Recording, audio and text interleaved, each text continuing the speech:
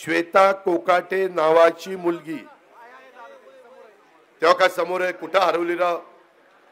दादाच्या सभेत कशी हरवल?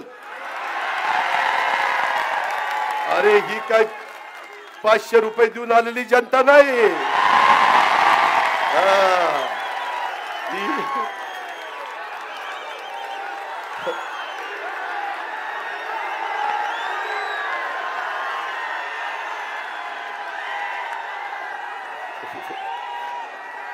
ही आपल्यावर प्रेम करणारी जनता आहे. त्याच्यामुळे काय काळजी करायचं नाही. फक्त ऐका रे, अरे ऐका, 6 वाजतील पुन्हा बंद होईल. त्याच्यामध्ये या सगळ्या समाजातल्या मुलांना मुलींना संधी देण्याचं मी काम करील. तिथं पण मोठ्या प्रमाणावर आपल्याला मुलं मुली लागणार आहे. 12 बलुतेदारांच्या मुलांना पण त्याच्यात समावेश केला जाईल. मित्रांनो, एक आहे, आता आपण 12वी डिप्लोमा डिग्री याला 6,000 8,000 10,000 त्या ठिकाणी देतो. ते प्रशिक्षणार्थी म्हणून देतो.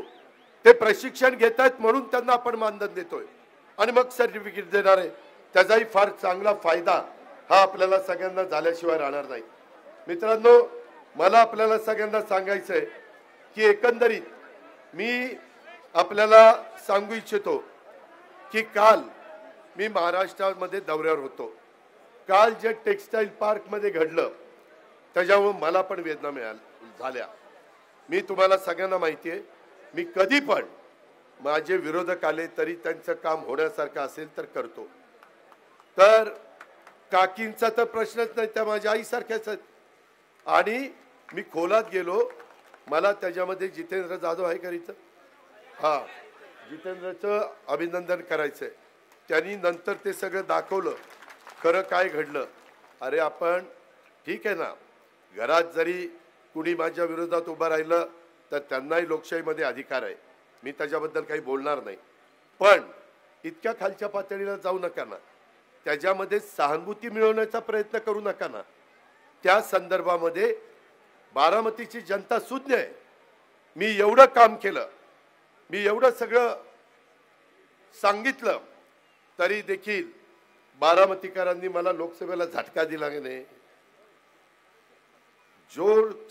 जोर का झटका लेकिन धीरे से लगा. लगा.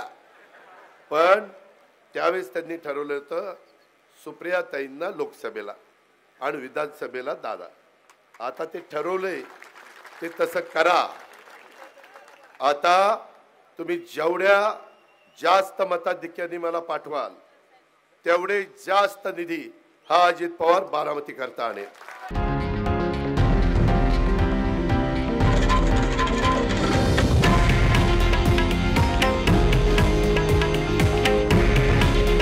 हे आहे देशातील नंबर 1 न्यूज नेटवर्क आणि आपण पाहत आहात TV9 मराठी. काळजी तुमची, हित महाराष्ट्राचं.